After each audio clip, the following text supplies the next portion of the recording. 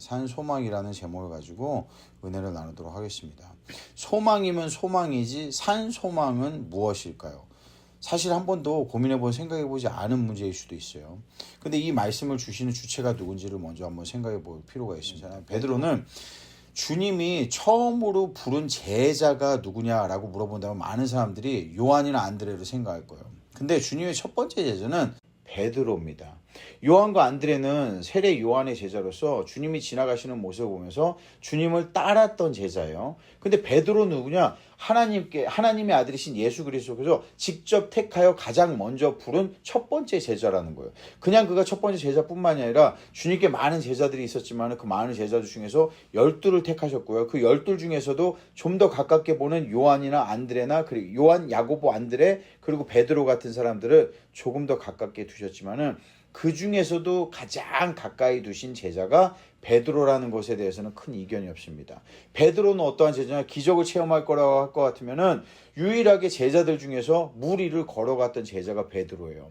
무리를 걸었던 것이 어떤 거냐? 주님이 무리를 걸어오시는 모습을 보고 주시어든 진정으로 주시어든 나로 하여금 무리를 걷게 하여 주시옵소서라고 얘기했던 거예요. 그리고 나서 주님께서 그를 무리로 초대를 하시죠. 그리고 무리를 직접 걷는 경험을 했던 게 베드로입니다. 베드로는 주님께서 많은 대중들에게 설교를 하실 때 그 설교를 하시는 모습에 배에 오르셔서 사람이 너무 많으니까 설교를 할 수가 없어서 배에 오르셨는데 그 배가 누구의 배들이냐? 바로 베드로의 배였다. 너무나 특별한 관계를 가지고 있어요.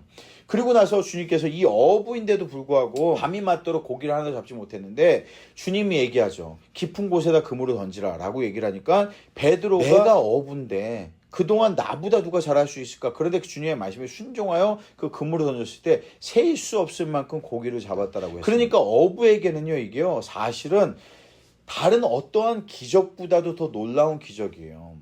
어부가 아닌 어떤 주님이 오셔가지고 이분이 자기보다 더 잘 아는 것처럼 어디다 던지라고 했는데 물고기를 끌어낼 수 있다는 거. 그 모습을 보면서 너무나 놀랐다라는 거죠. 주님께 특별한 사랑을 받기로 주님의 충성하기로 말할 것 같으면 다른 사람은 따라올 수가 없습니다. 베드로에게 네가 나를 배반할 거라고 했죠. 주님은 나는 절대 배반할 거라고 하지 않았던 것도 베드로입니다. 말고의 귀를 잘랐던 게 베드로입니다. 여러분 아시다시피요. 그렇죠. 너무나 충성된 마음에 그렇게 했던 그리고 주님이 죽는다고 하니까 우리도 같이 가 죽겠다라고 얘기했던 것도 베드로고요. 이런 것들을 생각하자면 베드로와 주님의 관계가 얼마나 가까웠는지 밀접했는지 우리가 생각할 수 있어요. 다른 것도 아니고 이께서 천국의 열쇠까지 허락하셨던 게 베드로라는 것을 잊으시면 안 됩니다. 그런데 제가 얘기하고자 하는 핵심은 그거예요.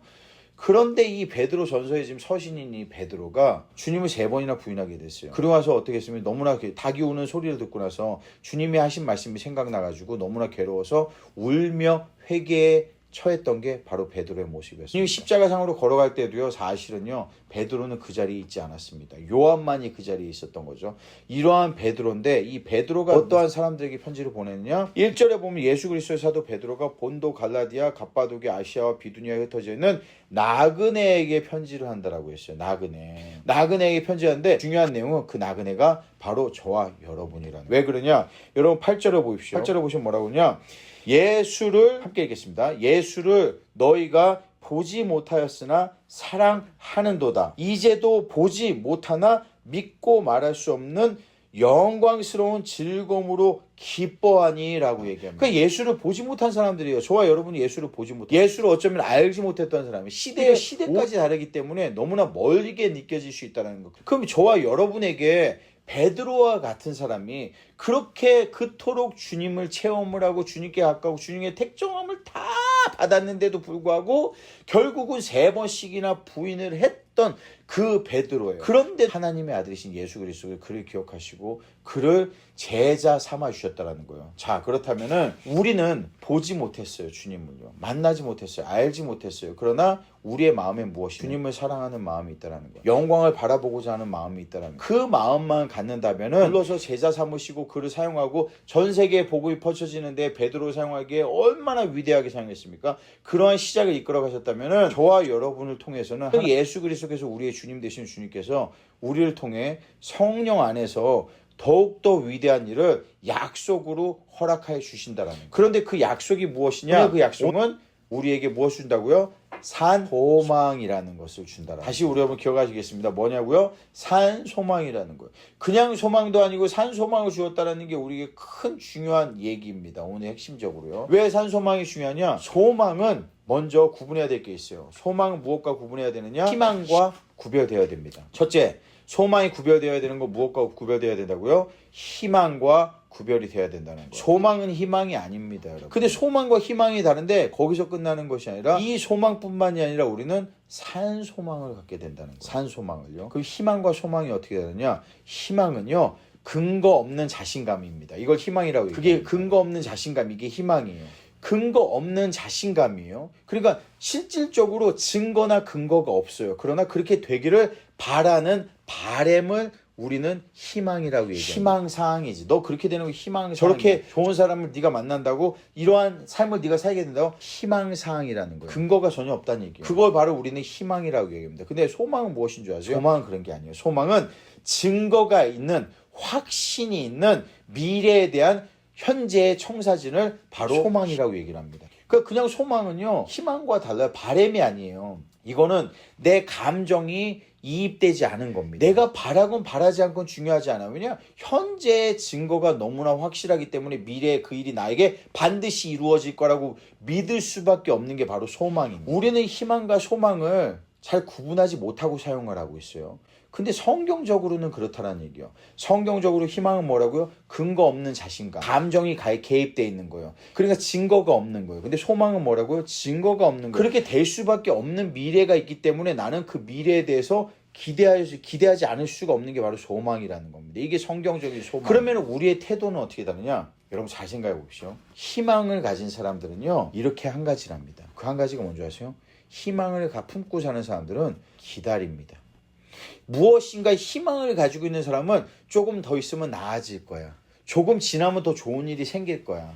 이것보다는 더 나아질 거야. 라고 하는 희망을 가지고 살아가기 때문에 기다립니다. 상황이 달라지길 기다려요. 내가 무엇을 하는 게 아니에요. 무엇인가 더 좋은 일이 생길 기다리는 게 희망이라. 근데 소망을 가진 사람은 그렇지 않습니다. 성경적인 소망을 품고 사는 사람들은 어떤 줄 아세요? 성경적인 소망을 품고 사는 사람들은요, 준비합니다.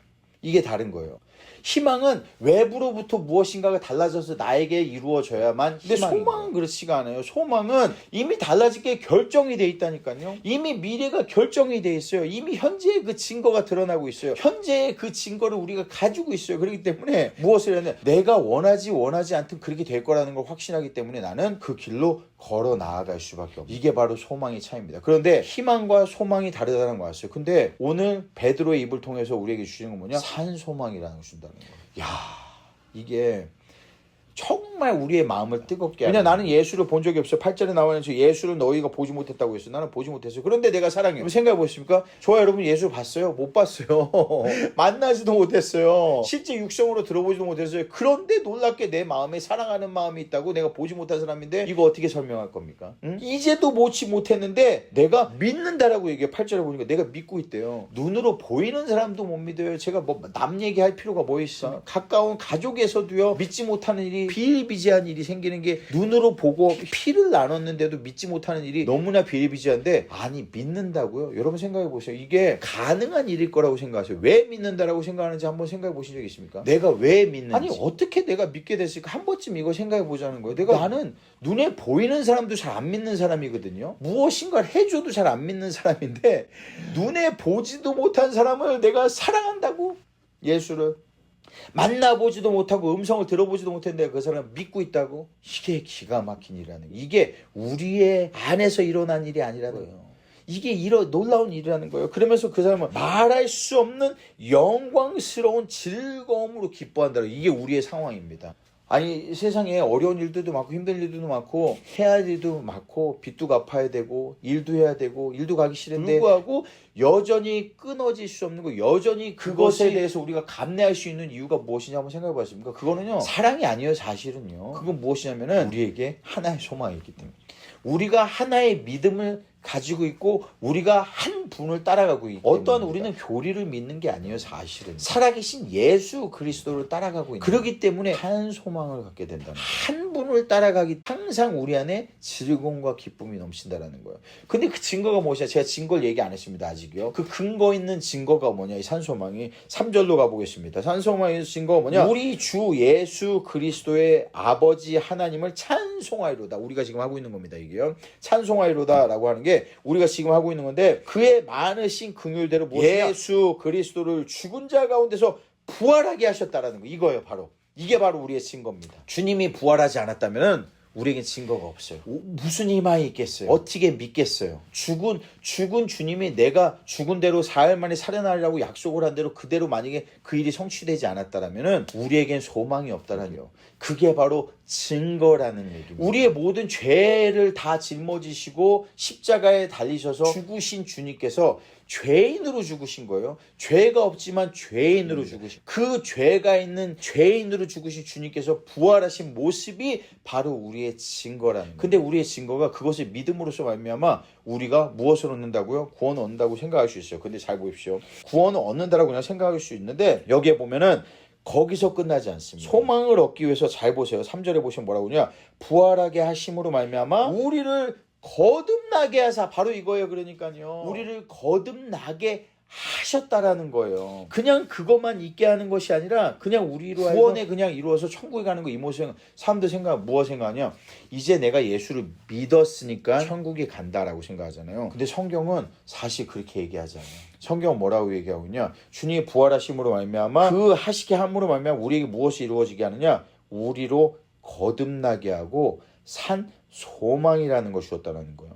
아까 소망이 뭐라고 그랬죠? 준비하고 무엇인가 대비하고 그것을 향해서 나아가는 길이라고 했잖아요. 그 소망을 주셨다는 겁니다. 근데 우리가 생각했을 때는 단순하게 믿어서 구원이라는 걸 받고 천국에 가는 모습을 생각하지만 오늘 베드로가 얘기하고 있는 여기에 나와 있는 교리적인 것은요. 사실은 그 구원이 그렇게 단순하지 않다라는 거예요. 4절을 읽어보겠습니다. 4절 읽어보면 썩지 않고 더럽지 않고 쇠하지 아니하는 유업을 있게 하시나니 곧 너희를 위하여 하늘에 간직하신 것이라. 너희는 말세에 나타내려 예배하신 구원을 얻기 위하여 이상하네. 나는 구원을 내가 이미 받았다고 생각했거든요. 이미 구원을 가지고 있다고 생각했거든요. 그런데 여기서 베드로가 얘기하는 거는 그렇게 단순하지 않다는 거예요. 말세에 나타내려 예배하신 구원을 얻기 위하여 믿음으로 말미암아 하나님의 능력으로 보호하심을 받았다라고 얘기합니다. 지금 이건 뭐냐? 우리는 구원을 받았다라고 얘기할 수 있지만 동시에 구원을 받고 있다라고도 얘기해야 된다. 우리는 구원을 얻었다라고 얘기하고 할 수 있지만은 구원을 동시에 성취해 나아가야 된다라고도 이야기해야 된다. 그 얘기는 뭐냐면은 하나님의 구원의 완성은 우리가 깨닫지 못하지만 그 놀라운 비밀의 역사가 온전하게 천상에서 천국에 가서 이루어지는 것이 구원의 완성. 우리는 하나님이 우리를 통해 무엇을 하시려고 하는지 모르잖아요. 만약에 정말로 가만히 생각을 해보자고요.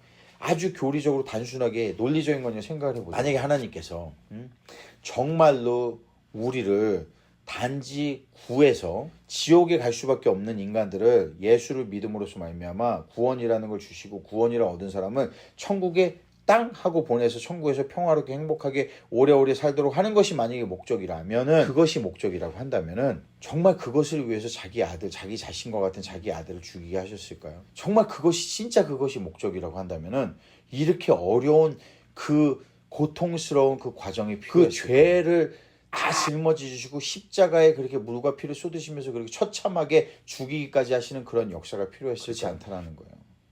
우리는 사실은 더 위대한 우리가 알 수 없는 아까 여기서 얘기하는 썩지 않고 더럽지 않고 쇠하지 아니하는 유업을 이어가게 하시기 위해서 우리를 구원하셨다. 구원은 그러니까 완성이 되는 거지만 동시에 구원은 시작이라는 거예요. 우리가 믿음으로 말미암아 그 구원의 시작의 반열에 들어간 겁니다. 왜 베드로가 우리로 하여금 기뻐하라고 했느냐? 보지도 못한데 왜 즐거워하라고 하냐? 영광에 참여하라고 하느냐? 그것은 우리가 나그네 된 삶을 살면서 이 땅에서 정말 그 역사의 시작을 여기에서 지금 시작할 수 있기 때문이에요. 그래서 6절에 보시면 그러므로 이제 너희가 여러 가지 시험으로 말미암아 잠깐 근심하게 되지 않을 수가 없다라고 그러나 했어요. 오히려 기뻐하는도다. 7절에 보시면은 너희 믿음의 확실함은 불로 연단하여져 없어질 금보다 더 귀하여 예수 그리스도께서 나타나실 때에 칭찬과 영광과 존귀를 얻게 할 것이니라. 아멘. 우리는요, 우리가 바라는 거는 이 세상에서 우리의 노력이 무엇인가 우리가 바랄 것이 있다면 사실은 이 영광에 참여하기 위해 우리가 하나님께 쓰임 받을 수 있는 유용한 쓸모 있는 존재가 되어가는 것입니다. 쓸모 있는 존재가 되어갔을 때에만 주님이 오실 때 기뻐할 수 있어요. 주님이 오셨을 때 누가 가장 기뻐할 것인가 생각해 보세요. 누가 기뻐할 거냐면요, 주님을 가장 기다린 사람이, 주를 위해 가장 핍박을 많이 받은 주님을 사람입니다. 위해 무엇인가 한 사람이 기쁜 거예요. 그러나 아무것도 한 것이 없는 사람은 부끄럽겠죠.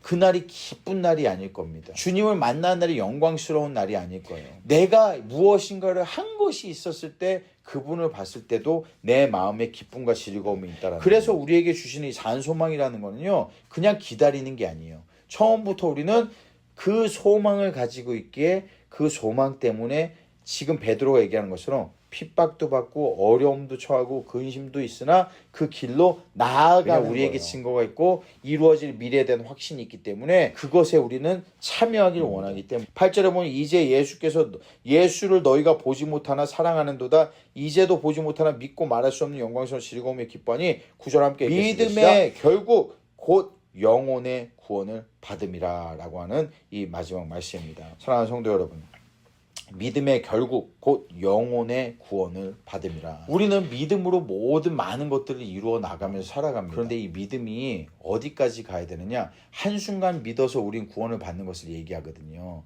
그런데 사실은 베드로가 얘기하는 것은요, 이 믿음을 지키고 믿음을 사용하고 믿음을 끝없이 활용을 하다 보면 그 믿음이 결국에는 어디까지 가서 멈추게 되느냐, 영혼의 구원이라는 결말까지 믿음이 다 있어야 된다. 한순간에 가지고 있는 믿음이 아니라 믿음이 전진하는 무엇 때문에? 바로 이 산소망 때문에. 참으로 놀랍게도 가만히 있으면 아무것도 할 것이 없는 세상 같아요. 여기서 무엇을 할 수 있을까? 도대체 진짜 무엇을 할 수 있을까라는 생각이 들 정도로 그러한 세상이에요. 그런데 가만히 앉아서 지켜보면요, 아무도 진짜 정말 중요한 하나님의 말씀, 복음을 전하고 정말 촌스럽다고 얘기할 정도로 정통적인 예수 그리스도의 말씀과 복음을 전하는 그러한 사역을 하지 않는다는 걸 볼 수가 있습니다. 그거는요, 우리가 하나님의 말씀을 신뢰하지 못하고 있기 때문인지도 몰라요.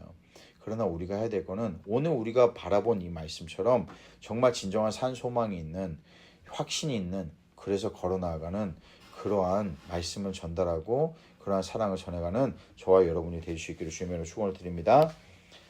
아멘. 감사합니다.